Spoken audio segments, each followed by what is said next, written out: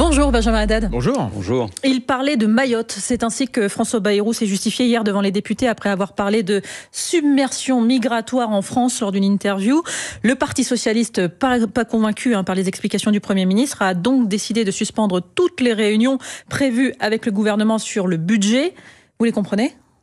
Le Premier ministre François Bayrou, il a eu des termes forts pour parler du sentiment des Français vis-à-vis de l'immigration. Et qui peut lui donner tort ?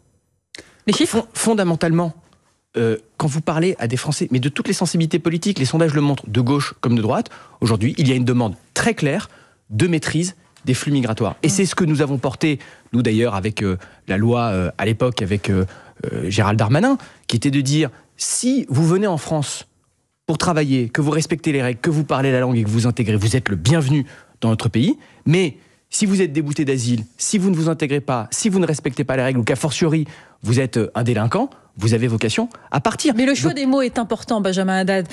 Parler de submersion migratoire. La présidente de l'Assemblée nationale, Yaël Braun-Pivet, elle-même a indiqué qu'elle n'aurait pas jamais tenu ses propos. Ces propos me gênent, dit-elle. Clairement, est-ce qu'il a commis une faute, François Bayrou ? Non, le Premier ministre, il a parlé clairement. Il a dit les choses franchement. Submersion migratoire, ça vient de l'extrême droite. Il a parlé d'un sentiment. Il a parlé effectivement du ressenti et de l'exigence qui est formulée par les Français de maîtriser l'immigration. Et c'est effectivement au cœur de l'action du gouvernement, c'est au cœur de l'action que nous menons aussi au niveau européen. J'ai rencontré hier le commissaire européen Brunner à Bruxelles qui travaille sur ces questions migratoires avec le ministre de l'Intérieur Bruno Retailleau pour mettre en œuvre le plus rapidement possible le pacte asile-migration que nous avions voté récemment qui permettra une première sélection des demandeurs d'asile aux frontières de l'Union européenne, la révision de la directive retour qui permettra d'expulser plus rapidement, plus facilement et de renforcer les outils externes de la politique étrangère européenne, les visas, l'aide au développement, les accords commerciaux pour pouvoir maîtriser l'immigration. Au-delà du fond, c'est une exigence qui est partagée, d'ailleurs, non seulement au-delà de la France, mais je le vois partout en Europe, de la Lituanie à l'Italie en passant par l'Allemagne, il y a cette exigence parce que sinon, fondamentalement, si on n'est pas capable de dire les choses clairement et surtout d'obtenir des résultats, les gens se tourneront vers des mouvements populistes. Au-delà du fond, Saléha le rappelait, le PS a suspendu les discussions qui sont très importantes pour l'avenir du gouvernement auquel vous appartenez. Est-ce qu'il est imaginable, selon vous, que le gouvernement tombe par la faute de ce mot submersion utilisé par le Premier ministre ? Notre pays aujourd'hui a besoin d'unité, il a besoin de stabilité, il a besoin d'un budget. On a besoin d'une trajectoire économique pour réduire les déficits, pour payer nos services publics. Et, pardon, je sais qu'on va parler de sujets européens, internationaux après. Quand vous voyez autour de nous la guerre d'agression de la Russie contre l'Ukraine, les menaces de Donald Trump, les turbulences géopolitiques, sur tous ces sujets, est-ce que vous croyez vraiment qu'on peut se permettre plus de division, qu'on peut se permettre de passer plus de temps sur le budget ? Donc chacun doit faire preuve de responsabilité. Je constate, je voudrais quand même le dire, que les socialistes, depuis le début, ont été dans une logique constructive. Le gouvernement aussi a fait des concessions, des compromis dans cette logique de dialogue avec le ministre de l'économie. Eh bien, restons dans cette logique de compromis et avançons ensemble avec les socialistes, avec tous ceux qui veulent faire preuve de responsabilité pour donner un budget à ce pays et donner de la stabilité. Juste pour terminer sur ce sujet, parce que le mot de submersion migratoire n'est pas anodin. Vous savez qu'il a une origine d'extrême droite, que c'est l'extrême droite, Jean-Marie Le Pen en particulier, qui l'utilisait souvent, qu'il a une connotation xénophobe. Et que les chiffres eux-mêmes ne parlent pas de submersion. 5,6 millions d'étrangers en France. C'est un raz-de-marée pour vous ? Mais vous savez, moi... C'est une submersion ? Fondamentalement... sur 66 millions d'habitants. Non mais les gens n'en peuvent plus qu'on disqualifie toute forme de débat sur l'immigration en disant c'est l'extrême droite. Parce que ça, la seule conséquence de ça, c'est de faire monter l'extrême droite. C'est que les gens disent, à ce moment-là, il n'y a qu'un seul parti qui va parler d'immigration. Donc, moi, je vous le dis, on a des valeurs très claires, on a un cadre européen, on a des valeurs qui sont, si vous venez pour vous intégrer, vous êtes le bienvenu. C'est pas la fermeture des frontières, c'est pas l'immigration, c'est encore moins la xénophobie. Si vous n'avez pas vocation à rester, on se donne les moyens de vous faire partir, on fait respecter nos règles de façon démocratique, mais on ne refuse pas le débat et surtout, on ne refuse pas de respecter et d'écouter les Français qui nous demandent de maîtriser l'immigration. Benjamin Haddad, vous partez tout à l'heure aux États-Unis dans ce contexte particulier de la prise de fonction de Donald Trump, qui a confirmé aux autorités danoises qu'il voulait annexer le Groenland. Il se trouve que la première ministre danoise était hier à Paris. Le Financial Times parle d'une conversation téléphonique très tendue entre la chef du gouvernement danois et Donald Trump au sujet du Groenland, territoire sur lequel le Danemark exerce sa souveraineté. Est-ce que vous avez confirmation, vous d'abord, de ces discussions tendues entre le Danemark et les États-Unis sur ce sujet? Ce que je peux vous dire, c'est que, vous l'avez rappelé, la première ministre danoise, Mette Frederiksen, était hier à Paris. Elle se rendra aussi aujourd'hui à Berlin. Elle a rencontré le président de la République, avec qui elle a beaucoup échangé ces derniers jours. Et la France a rappelé de façon très claire sa solidarité et son soutien. Sa solidarité, ça peut aller jusqu'où? Je voudrais quand même rappeler déjà les principes. Nous sommes en Europe, nous avons des frontières intangibles et personne ne peut venir remettre en question les frontières d'un État souverain de l'Union européenne.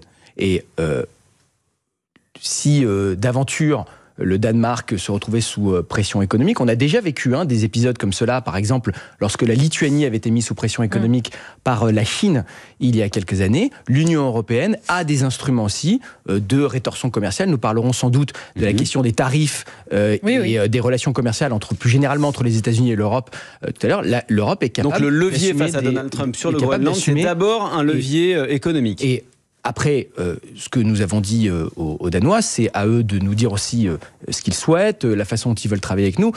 L'Arctique aujourd'hui, dans lequel se trouve le Groenland, est devenu une zone de conflictualité géopolitique, est devenu une zone de rivalité. On y voit des ingérences de la Russie, de la Chine. C'est ce que soulignent les États-Unis, même d'ailleurs avant l'arrivée de Donald Trump. Donc les Danois ont aussi proposé de renforcer leur présence militaire. Vous avez vu que Mais l'Europe en a les moyens, les Danois en ont les moyens, pas tout seuls. De renforcer sa présence militaire précisément pour lutter contre les ingérences de la Russie et la Chine. Parce que nous sommes vous savez bien que le Danemark n'a pas les moyens militaires de défendre ce territoire. Mais ça implique donc la question que je vous posais, la solidarité française, elle va jusqu'où sur ce... Est-ce qu'elle va jusqu'à un éventuel engagement militaire? Alors moi je ne vais pas commencer à spéculer sur des scénarios alors que pour l'instant il ne s'est rien passé. Ce que je vous dis simplement, c'est que la Première ministre est venue et après, c'est aux Danois aussi de dire ce qu'ils attendent, la façon dont ils veulent travailler avec les Européens aussi pour sécuriser cette région face à ces ingérences de la Russie et de la Chine, sur cet échange qu'ils ont avec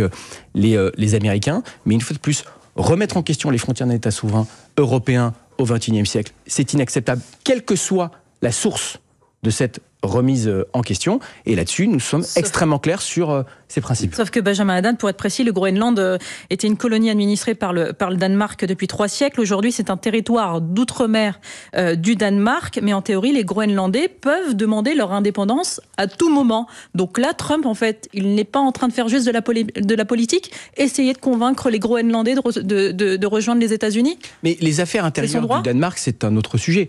Mais fondamentalement, quand vous avez un dirigeant étranger qui commence à parler de menaces économiques, de sanctions, voire plus, effectivement, là, on n'est pas dans un dialogue politique entre alliés.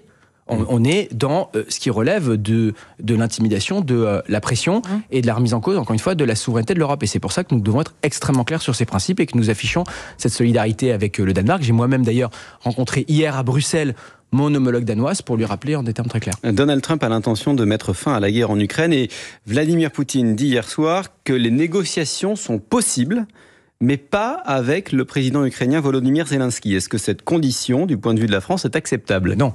Mais tout simplement parce que quand on négocie, on doit négocier avec les Ukrainiens autour de la table, puisque c'est de la sécurité de l'Ukraine dont on parle, et avec les Européens autour de la table, puisque c'est de la sécurité de l'Europe dont on parle. Et j'ai entendu cette déclaration, mais ce que je vois surtout sur le terrain, c'est que le seul pays aujourd'hui qui a une attitude escalatoire, c'est la Russie. C'est la Russie qui a amené des troupes nord-coréennes sur le continent européen. Il faut voir quand même le changement de paradigme que ça représente. C'est la Russie qui continue à utiliser des missiles balistiques, des missiles et des drones iraniens sur le continent européen contre les infrastructures, contre les militaires ou les civils ukrainiens. Non mais d'accord, mais quand Poutine dit « moi je veux bien négocier mais sans Zelensky » et que Trump dit « moi je veux rencontrer Poutine », les Européens ils sont out. Alors non, au contraire, déjà, je voudrais quand même rappeler que c'est par exemple le président de la République qui a organisé la rencontre entre le président Trump et le président Zelensky à Paris en marge de la cérémonie de Notre-Dame.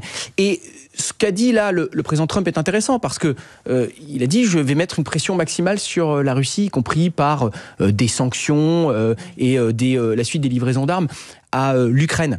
Et donc on voit bien aujourd'hui que la seule façon d'aboutir à une négociation que nous souhaitons, que les Ukrainiens souhaitent, la seule façon d'aboutir à une négociation, c'est d'assumer un rapport de force, de mettre les Ukrainiens dans la meilleure situation de négociation possible sur le terrain pour créer les conditions de cette négociation. Donc nous, on n'est pas hors jeu. On a notre mot à dire. Vous pensez qu'on a notre mot à dire? Mais non seulement on a notre mot à dire parce qu'en plus on soutient l'Ukraine. Là, on vient par exemple de finaliser un accord avec le G7 qui est financé sur les intérêts générés par les avoirs gelés de la Russie pour continuer les livraisons d'armes, pour continuer le soutien militaire et économique à l'Ukraine. Et parce que c'est la sécurité de l'Europe. Donc les Européens seront en plus impliqués à long terme dans les garanties de sécurité, dans la dissuasion de la Russie, parce qu'il faudra aussi se poser la question de la façon d'empêcher une nouvelle agression, d'empêcher une guerre future. Mais je voudrais souligner encore une fois le rôle particulier qu'a joué le président de la République et la France dans le dialogue entre les États-Unis et l'Ukraine. Et ce que nous disons depuis le début, c'est si vous voulez des négociations, il faut mettre les Ukrainiens dans la meilleure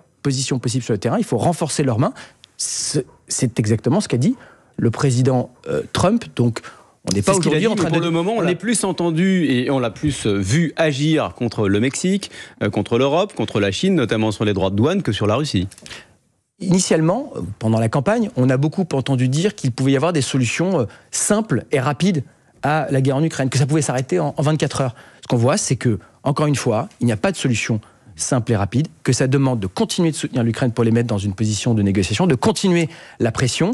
Lundi, au Conseil européen, de nouvelles sanctions contre la Russie par les Européens ont été adoptées. Ce n'est qu'ainsi que nous pourrons créer les conditions d'une négociation équitable qui prendra en considération les intérêts de sécurité légitimes, bien sûr, de l'Ukraine. Benjamin Haddad, ministre délégué en charge de l'Europe, est avec nous jusqu'à 9h sur France Info. On laisse passer le fil info à 8h44, Maureen Sugnard. Le record de crue de la Vilaine de 1936 sera sûrement battu. Les inondations progressent dans l'Ouest. 3 départements sont toujours en vigilance rouge, la Loire-Atlantique, le Morbihan et l'Ille-et-Vilaine. La pluie va redoubler d'intensité en fin de journée. Le Calvados, l'Orne, la Mayenne et le Maine-et-Loire sont en vigilance orange. Le patron du groupe de luxe LVMH s'oppose à la surtaxe voulue par le gouvernement pendant 1 an sur les grandes sociétés. Bernard Arnault estime que c'est une taxe sur le Made in France qui pousse à la délocalisation. Si la mesure aboutit, le chômage va continuer à augmenter, affirme-t-il encore. Le reste à charge restait encore important pour les 700 000 femmes qui vivent avec le cancer du sein en France. Les députés votent définitivement pour une meilleure prise en charge des soins, le renouvellement des prothèses mammaires, le tatouage médical et les soutiens-gorge seront intégralement remboursés, les dépassements d'honoraires des médecins encadrés.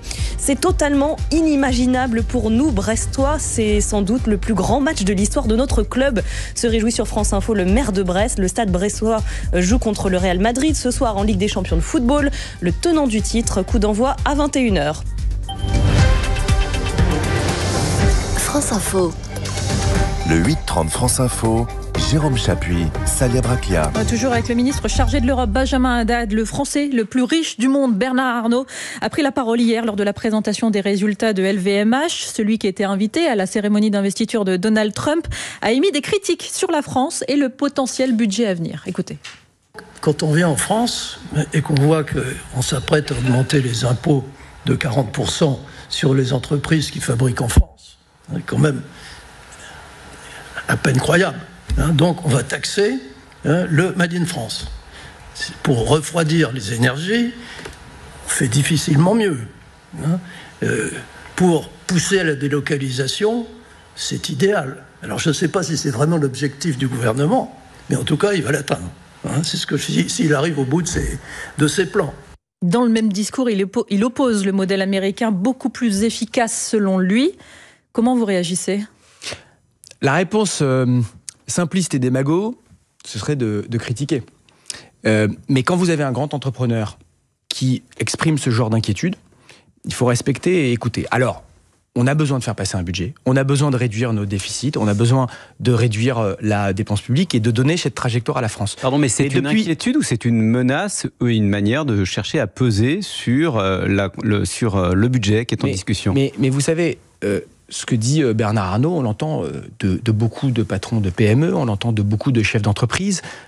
Je porte avec plusieurs collègues du gouvernement la simplification des textes réglementaires européens aussi. On en parlera peut-être tout à l'heure, parce qu'on s'est donné des objectifs environnementaux ambitieux qu'il faut tenir, mais avec énormément de contraintes réglementaires et normatives au niveau européen. Non, mais Bernard Arnault parle de délocalisation, vous entendez quand même ça? Mais, bien sûr, mais c'est pour ça que ces 7 dernières années en France, nous avons donné une trajectoire fiscale lisible, avec des baisses d'impôts, avec le retour de l'attractivité. La France est, pour la 5e année consécutive, le pays le plus attractif d'Europe pour les investissements étrangers.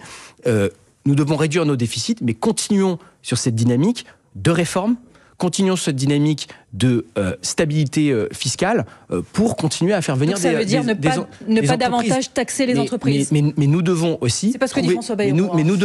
Mais François Bayrou a raison, parce que, encore une fois, il tient un discours de vérité qui est de dire que nous devons réduire les dépenses et réduire les déficits. Et donc ça passera par cet équilibre. Donc il faut trouver cet équilibre, parce que la meilleure façon aussi de conserver notre souveraineté, de rassurer les entreprises sur le long terme, c'est d'avoir cette trajectoire lisible sur la réduction des déficits et la réduction de la dette. Donc c'est cet équilibre que nous allons trouver, mais il faut le faire effectivement en écoutant la parole de ceux qui investissent, en écoutant ceux qui créent des emplois et ceux qui créent de la valeur ajoutée dans notre pays. Et c'est ce que nous faisons aussi des emplois, au niveau européen. Précisément, en Europe, ceux qui créent des emplois, notamment dans l'industrie, ils sont inquiets. Aujourd'hui, la présidente de la Commission, Ursula von der Leyen, doit présenter sa feuille de route notamment pour l'industrie aujourd'hui, et on marche parfois un peu sur la tête, disent les industriels, notamment quand, pour éviter des amendes dans le cadre du Green Deal, Stellantis, qui est notamment un constructeur français, puisque c'est PSA, Peugeot, Citroën, mais aussi Toyota et Ford, ont préféré acheter des quotas d'émissions à leurs concurrents américains, Tesla, pour un montant d'1 milliard d'euros. Et pour eux, ça veut dire que quand l'Amérique de Trump et la Chine subventionnent leurs industries, eux, ils sont forcés par la législation européenne à subventionner en quelque sorte leurs principaux concurrents. Qu'est-ce qu'on fait ? Alors ça, c'est le sujet que vous venez de mentionner.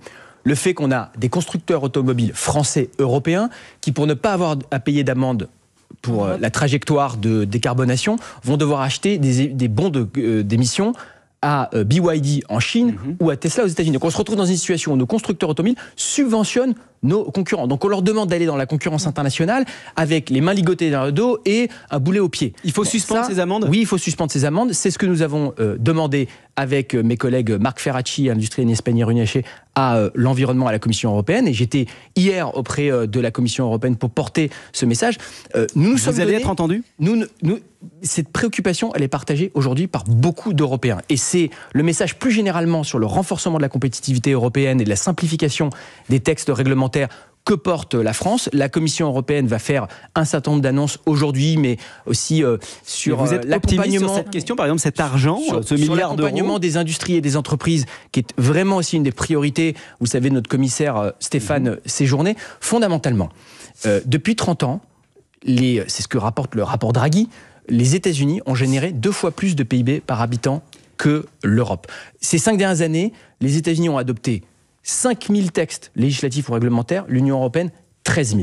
Et donc, vous vous retrouvez dans une situation où nous nous sommes donné des objectifs qu'il faut tenir. La décarbonation, parce que c'est la lutte contre le réchauffement climatique, c'est aussi la garantie de notre autonomie stratégique, de ne plus être dépendant du gaz, du pétrole des autres, mais d'investir massivement dans le nucléaire et les renouvelables. Mais simplifions la tâche des entreprises qui doivent le faire. Vous avez des textes où on a parfois 1000 points de données à remplir pour des PME, et accompagnons nos industries, nos entreprises en investissant. En investissant dans l'innovation, en investissant dans la décarbonation. Sur la question précise du paiement de ces quotas aux principaux concurrents de l'industrie européenne. Mais c'est aujourd'hui. C'est aujourd'hui qu'on saura ?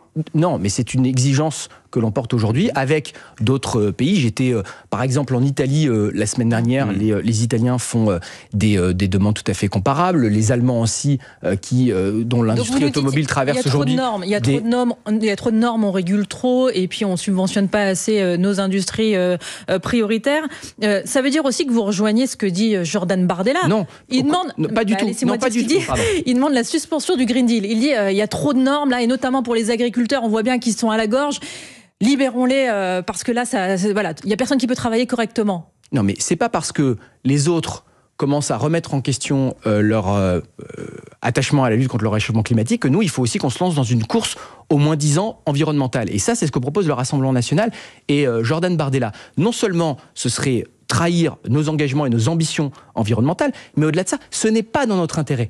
C'est ce que je disais tout à l'heure, c'est que si on investit dans cette transition environnementale en accompagnant nos entreprises, nos acteurs, en soutenant et en protégeant nos agriculteurs, à terme, c'est aussi la réduction des coûts de l'énergie parce qu'on n'aura plus à importer l'énergie des autres, qui pour les Européens d'ailleurs est souvent plus chère que pour nos partenaires américains par exemple, mais on sera capable d'avoir le nucléaire et les renouvelables. Mais faisons-le de façon pragmatique, avec bon sens, en écoutant les acteurs de terrain, à commencer effectivement par les entreprises et les agriculteurs qui nous parlent de cette complexité. Et nous portons en effet la simplification, la suspension pour les retravailler d'un certain nombre de directives et surtout, aujourd'hui, l'investissement. Le rapport Draghi parle d'un retard d'investissement de l'Union européenne, public et privé, d'à peu près 800 milliards d'euros par an.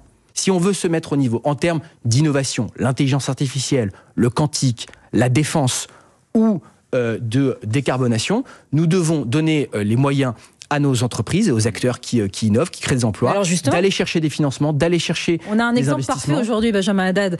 Stargate, DeepSeek, deux noms qui ont surgi dans l'actualité de l'intelligence artificielle ces derniers jours. Vous parliez d'investissement. Stargate, le plan américain à 500 milliards de dollars annoncé par Donald Trump. DeepSeek, c'est l'équivalent chinois de ChatGPT qui aurait été développé avec seulement 6 millions d'euros. Est-ce que ces montants-là, vous y croyez? Ou alors c'est de l'intox?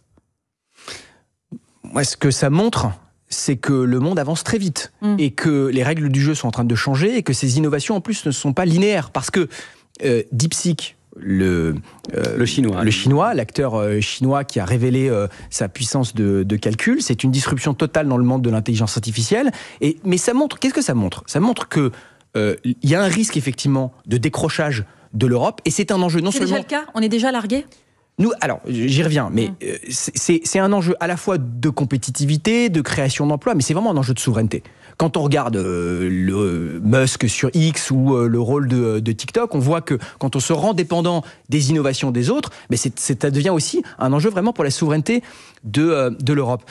Mais ce qu'on voit aussi, et c'est pour ça que c'est pas trop tard, absolument pas. Il faut être lucide sur le constat, mais l'irruption de DeepSeek montre qu'au contraire, rien n'est joué. Rien n'est joué. Et que si on met les investissements, si on simplifie, si on donne les moyens, parce qu'en revanche, des talents, des startups, dans l'intelligence artificielle, on en a en France. Dans le quantique aussi. J'en ai rencontré encore sur le plateau de Saclay la semaine dernière. On a des entreprises innovantes, mais ce qu'ils nous disent, c'est que trop souvent, quand ils veulent après aller s'installer dans un autre pays européen, ils doivent recommencer à zéro en termes de droit des affaires, en termes d'assurance, etc.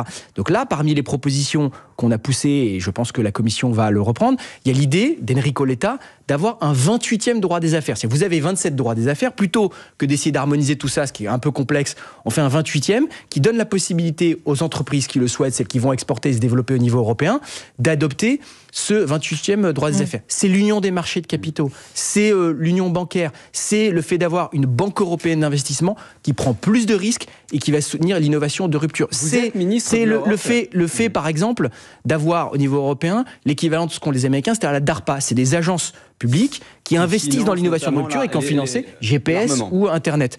Et donc, aussi des applications civiles. Donc fondamentalement, donnons-nous les moyens d'être à la hauteur de cette concurrence internationale, parce que des talents qui veulent rester en Europe, qui veulent créer, qui veulent prendre des risques et qui feront l'innovation, donc la souveraineté européenne de demain, ils existent. Il y a une critique, vous êtes ministre de l'Europe, dans tout ce que vous nous dites depuis tout à l'heure, sur la manière dont l'Europe fonctionne depuis des décennies, c'est-à-dire en gros, c'est une machine, si on vous écoute bien, à réguler quand les autres innovent. Et d'ailleurs, c'est ce qu'on retrouve dans certains de vos propos, certains de vos écrits. Oui, alors, il ne faut pas opposer les deux. Quand on pense à l'intelligence artificielle, mais évidemment qu'on a besoin d'un cadre de régulation, notamment sur l'usage. Est-ce qu'on va en faire un usage militaire? Il faut donner des cadres humanistes, éthiques. Ma question, à la façon. Est-ce que l'Europe fait fausse route depuis 30 ans? Mais fondamentalement, ces dernières années, nous avons beaucoup mis l'accent sur la régulation. Et là, je crois que dans les prochaines années, la boussole, ça doit être la compétitivité, l'innovation, la simplification et l'investissement. C'est la seule façon, en effet, de pouvoir faire en sorte que les technologies de demain seront aussi produites en Europe. Parce que on a beaucoup dit en Europe ces dernières années, au fond, on va créer les normes d'usage des réseaux sociaux, des technologies. Alors on le fait, on a par exemple le DSA sur les réseaux sociaux qui nous permet de lutter contre la haine en ligne, la désinformation, les manipulations d'algorithmes. Mais fondamentalement, quand ces technologies sont faites dans la Silicon Valley ou en Chine, c'est eux qui font la norme. On se rend, et nous on peut seulement réguler à la marge. Ils se rendent plus influents s'ils innovent. Et donc, c'est pour ça, encore une fois, qu'on porte ce message. Mais ce serait une illusion d'opposer la régulation et l'innovation ou l'investissement, mais mettons l'accent aussi sur ce qui a manqué, c'est-à-dire le soutien à l'innovation et à l'investissement au niveau européen. Benjamin Haddad, merci d'avoir été avec nous ce matin sur France Info. Vous partez donc tout à l'heure pour quelques jours aux États-Unis pour parler de l'Europe aux Américains. Il y a du travail manifestement. Et aux Européens qui s'installent aux États-Unis. Et aux Européens. J'irai en voir à Harvard notamment. Merci en tout cas d'être passé par France Info ce matin. Je vous laisse en compagnie de Salia Braclia, Renaud Dely pour les informer dans quelques instants.